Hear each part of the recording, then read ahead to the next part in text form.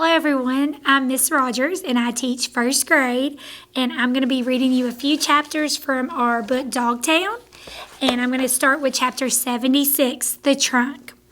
We waited and waited until we were sure she was not coming back. Then Mouse popped the trunk again, crawled out the window, hopped onto the door handle, and slid the rest of the way down. I jumped up, resting my front paw on the bumper, and peered inside. The trunk was a tornado of tents, tarps, tennis rackets, and teddy bears. And there, in the middle of the mess, was a box marked Donation, with Metalhead's hind end sticking out. Mouse scrambled up my leg to my back, then up my neck to my head. From there, he leapt into the trunk and dug around until he found Metalhead's switch. He flipped it on, and Metalhead's light flashed blue, then yellow. "Metalhead?"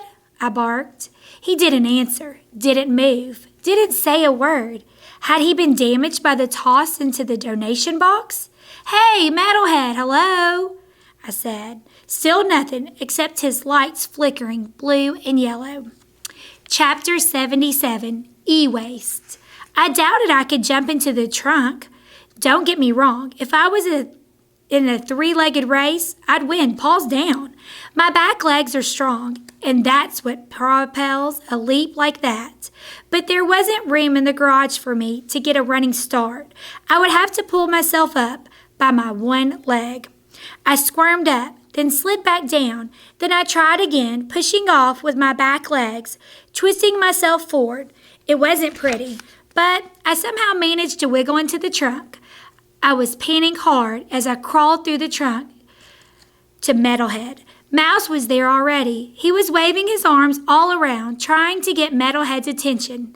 "Hey, buddy!" I looked Metalhead in the eye. Mouse tapped him on the ear. "You don't want to be donated," I said. "They'll put you in an e-waste." He didn't answer, but his eyelids flickered. Robot dogs were afraid of e-waste. Nobody wants to be recycled. And then suddenly, I understood what was going on.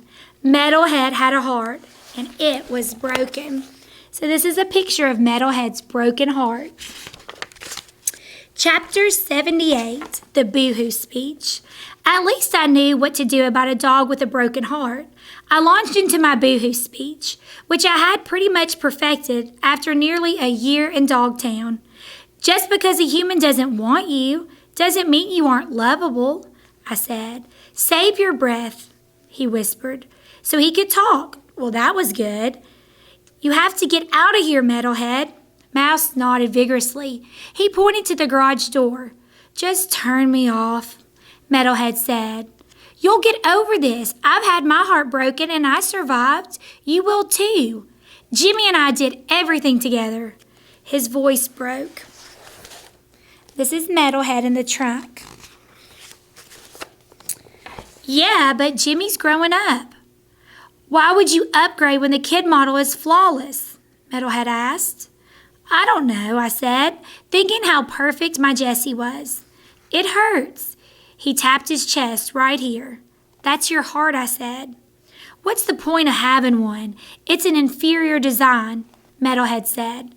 "Love is complicated," I explained. "Your boy loves you, but right now he's trying so hard to grow up, he has to pretend he doesn't." Metalhead nodded miserably. "I embarrassed him. He called me a toy." "I'm sorry. You're always telling dogs to get over their boo-hoos. You have no real understanding of what it feels like." I swallowed past a knot in my throat. "That's not true," I said. I didn't want to tell him my story, especially with Mouse jabbing my sides with his tiny finger. Mouse wanted us out of there. Any second, Jimmy's mom could come out and drive us away. I saw his point, but what could I do?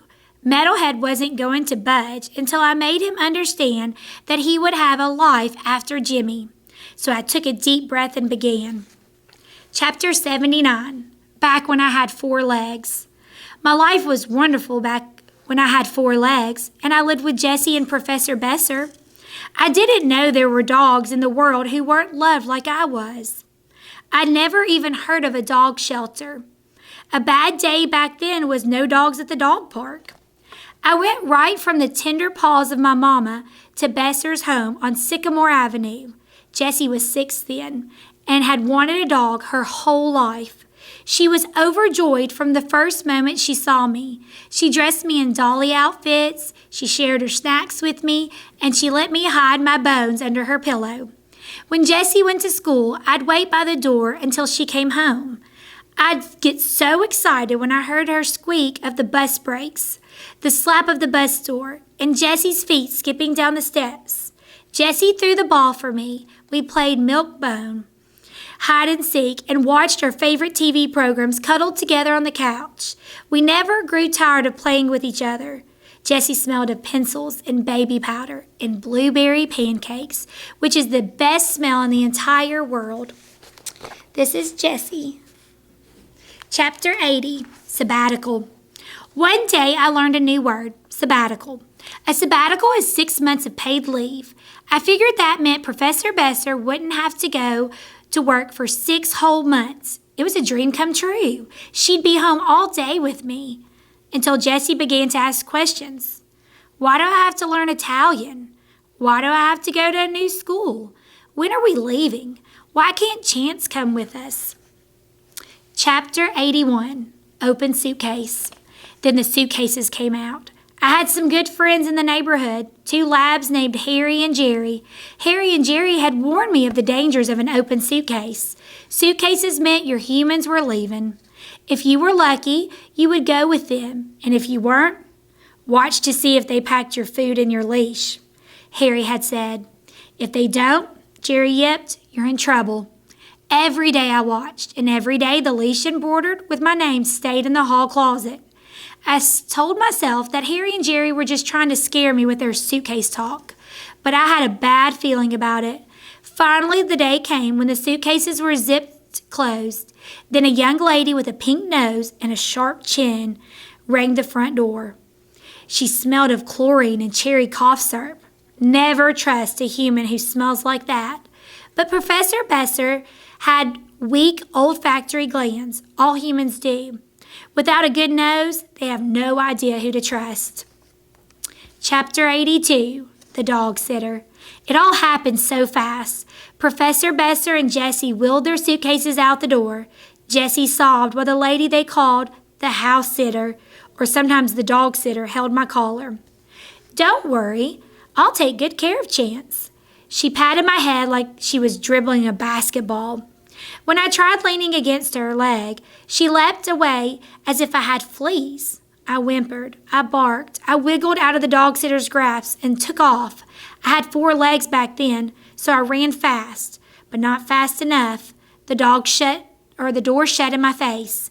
I stared out the window as Jessie and Professor Besser drove away. And these are the suitcases. Chapter 83, The Dog Sitter's Boyfriend. I dislike the term dog sitter. Dogs are not chairs. We are not couches. We are not tables. Maybe if I had a kind dog sitter, I wouldn't hate the word so much, but I did not. By lunchtime on the first day, my water bowl had dried up and I was forced to drink from the toilet. Something no dignified dog ever does. Then my kibble bowl went empty. The dog sitter refilled it occasionally, but not often, and never with table scraps. Then the smells of my home began to change. The blueberry pancake smell, gone. The toasted almond smell, gone. The manila folder smell, gone. Now the place reeked of chlorine, cherry cough syrup, bleach, burnt plastic, and bad breath. Only the yard smelled the same, like pine and sycamore trees and squirrel nuts, and Harry and Jerry's pee, and mine too, of course. And if that weren't bad enough, the boyfriend arrived. The dog sitter's boyfriend didn't care for me. And as far as I could tell, he didn't care for the dog sitter either. Humans are confusing. No dog would stay with a mate who treated her badly. Sure, we have our share of bossy dogs, but leadership is one thing, mistreatment is another. This is the house where you can see the boyfriend and the dog sitter.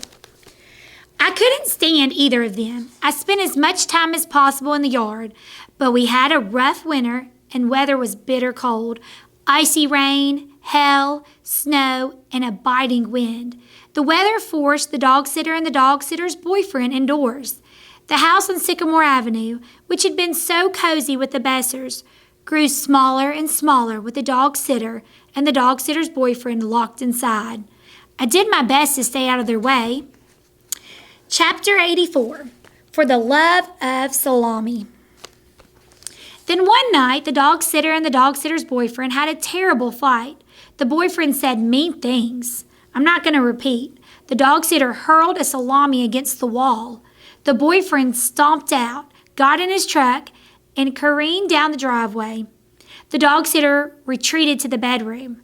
I tiptoed on silent paws to retrieve the salami, which had rolled under the couch.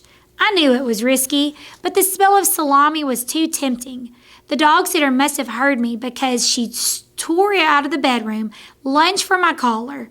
"That's mine!" she shouted, grabbing the salami and shoving me out into the cold, dark night. I huddled outside, shivering, my paws like ice cubes. Soon I began whining at the door. "Hush!" the dog sitter shouted. I hid under a bush. It was covered in snow, but the ground underneath was dry. The boyfriend's truck roared back into the driveway, and the boyfriend hopped out, leaving the truck running. He'd forgotten his coat. He came out of the house a minute later, all bundled up in his puffy coat, big leather gloves, and a knit cap. I decided that huddling near the door on the back porch might be warmer, so I made a dash from the bush to the back porch. The route I took was nowhere near the truck, but the driveway was icy, and the truck spun out of control. When I woke up, I had 3 legs. All right, friends, that's all I'm going to read for you today. Thank you for letting me read to you, and I hope you continue reading and listening to the book Dogtown. Bye-bye.